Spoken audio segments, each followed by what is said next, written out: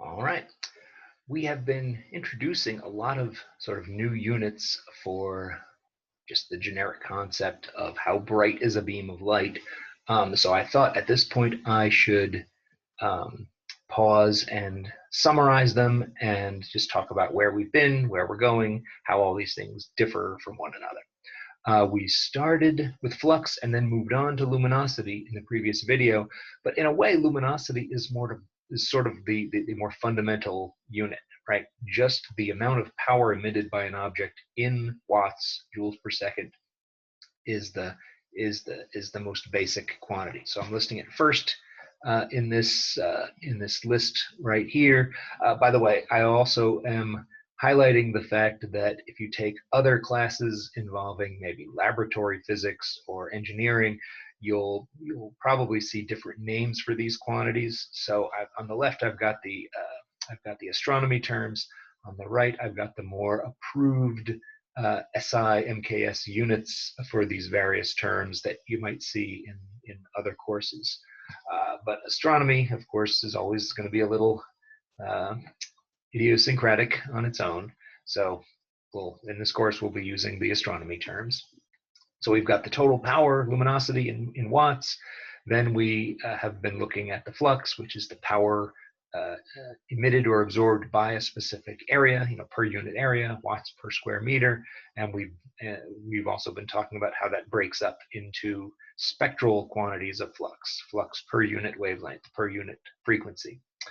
The last one that we're going to have to talk about is intensity. And of course, in SI, they use the term radiance for that. And you see that the units get a little bit more complicated because I've added this SR, which stands for steradians of solid angle. And I tried to set this up earlier when we talked about the fact that the flux talks about all of the rays of light that pass through a given area, no matter what their direction is. Intensity is the quantity where we now actually have to keep track of the direction. So again, it's like going back to the particles, and we had our phase space distribution, little f of v that said, how many particles are in each little bin of velocity space. But then when we took averages over the microscopic velocity space, we got quantities like the bulk flow speed u. So that's sort of the same type of relationship between intensity and flux. The per unit steradians here represent the microscopic distribution of rays in all the different directions in a similar way as the phase space density. So we want to know the full 3D distribution of ray paths, as I say here. So we define this thing, the specific intensity. I'll be talking about the per unit, maybe the per unit frequency one below. And it's really the most complete description of the rays of light at a given position in space. So the specific intensity describes how much energy is flowing through a given area in a particular direction that we highlight by this n hat unit vector here. Which is also per unit solid angle because that direction carries a little bin of angles with it. And also per unit frequency, per unit time, all the other things that show up in the flux per unit, say frequency, show up here, but then there's also this per unit solid angle quantity. That's the new thing here. And again, it's like a derivative where it's a limiting slope where these finite bins are eventually shrunk to zero. So yes, we've got joules per second, per square meter, per steradian, and then per frequency or wavelength unit if it's a spectrum type quantity. And yeah, we could use per wavelength instead of per frequency, and the conversion is the same. The one other new thing I've drawn here is the fact that if the ray is passing through a given area at an angle, from the point of view of that ray, it sees the area sort of as a foreshortened smaller area. So what I've done here is written that foreshortening factor as the area times cosine theta, where theta is the angle away from the normal direction, right? If theta was 0 and the ray was just coming straight through perpendicular to the surface area, it would just be the the area itself, right? Cosine of 0 is 1, so it would just be a dA down here. But the more inclined it is, the smaller the projected area is, and the cosine theta goes from 1 to 0 as it reaches 90 degrees. So yeah, that's typically included in there as well for the definition of the per unit area aspect of this, because we do really care about the directions now. Yeah, so this specific intensity is a bit of a slightly more esoteric quantity than flux. So there's other things that we can say about it. We're considering, first of all, we're just considering straight light rays, rays that fly through at a given angle and don't change their angle. So we're forgetting about gravitational lensing or anything that could bend the path of a light ray. The other interesting thing about intensity, unlike the flux, is that if the light is traveling through a vacuum, the specific intensity is constant along a given ray, which is weird because there's still there's this per unit area thing, but the ray is passing through a given per unit solid angle cone, and the amount of energy in that cone doesn't change just as the cone expands, or shrinks as it's traveling through. So yeah, the intensity is actually constant along a ray. There's another way of proving that. I've got the proof here. I don't know if it's worthwhile going through the whole proof. You can either read this through, or you can follow one of the links in the description that takes you to a course that I taught and videoed in 2016, where I went through this argument in a little bit more detail. The idea is that the specific intensity is sort of catching all of the light that's not just going into a certain solid angle, but maybe one of the ways of talking about it is that we're looking at all of the light that passes through both of these areas, right?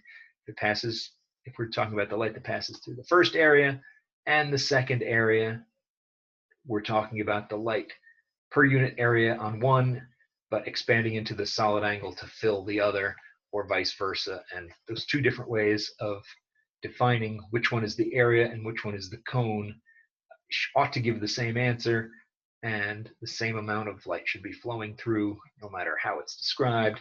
And that eventually gets us to the point where the intensity at each position 1 down here, position 2 up here, should be equal if it's traveling through a vacuum and nothing is getting absorbed or anything like that. So yeah, I'll let you go through that if you like, but it's not a crucial thing. Yeah, this intensity, the real reason that I'm introducing the intensity is to be able to describe more finely, again, the distribution of light in different directions. And again, much like we talked about the phase space density, and we took moments to get things like the velocity and the pressure and the temperature, we take moments here over all solid angles to get the mean average quantities like flux. As I say here, one of those quantities is the flux, but it's really not just an average. The average over all solid angles is like the 0th moment of F, right? Remember, if we just integrated if we just counted up all the particles over all the different dV bins, we got the number density of particles. Doing that with intensity would give us something called the mean intensity, just the average intensity. But that's not really what we mean by the flux. The flux is telling us how much energy is being carried in a specific direction. It's a vector. So again, if we had, for example, think of the simple example of, say, at the center of the sun, right? The intensity there is constant in all directions. The intensity flowing out in any one spherical direction is the same as in all the other directions. So the average would just be the intensity itself, but the flux there ought to be 0, because there's no one direction that the flux is pointing in. It's pointing out, but the flux pointing to the left is canceling with the flux pointing to the right, and the actual vector flux is 0 when the radiation field is the same everywhere. So what that means is we have to go to the first moment, not the 0th moment. Just like the the bulk speed u, as I've said several times, is the quantity that we're talking about, is the analogous quantity we're talking about here, where we took the average over all of the velocity space of f times a quantity of velocity, right? It was a weighted average, not just the sum over all the particles, but the sum over all the particles where we multiply each one by its own velocity. That gives us the weighted velocity-like quantity u. So that's what we're doing here. We're integrating over all of the solid angles. Whoops. Over all of the solid angles. And then we're also multiplying by a factor of this unit vector n. Now, it looks strange to see an integral written this way. So we can be a little more specific and talk about what we mean by this.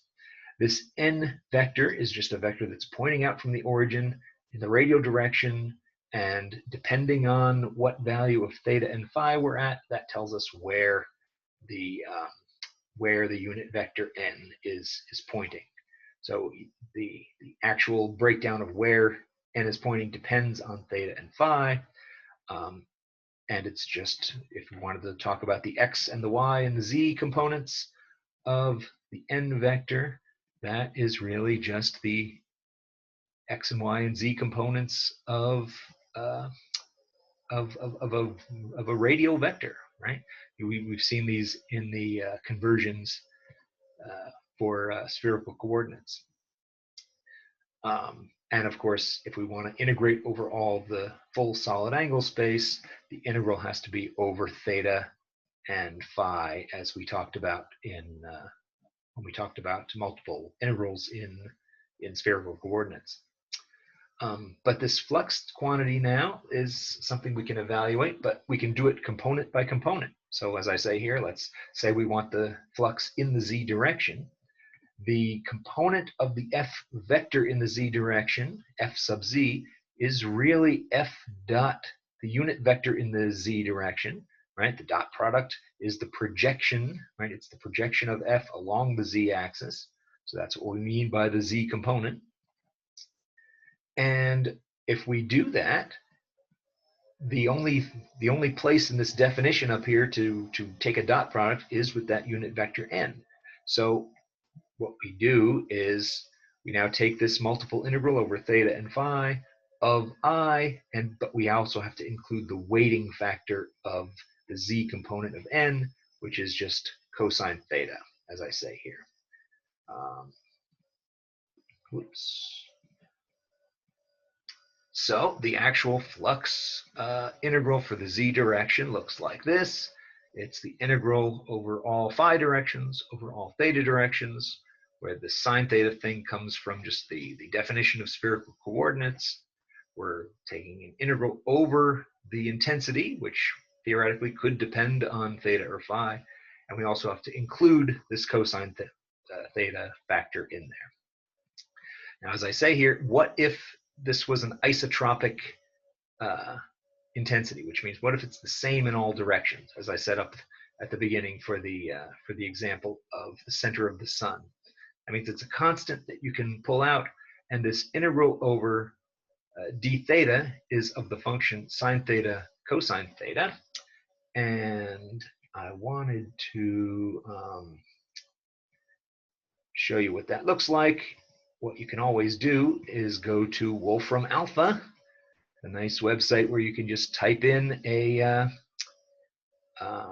integral to do, or a function, if you want to look at what the function looks like.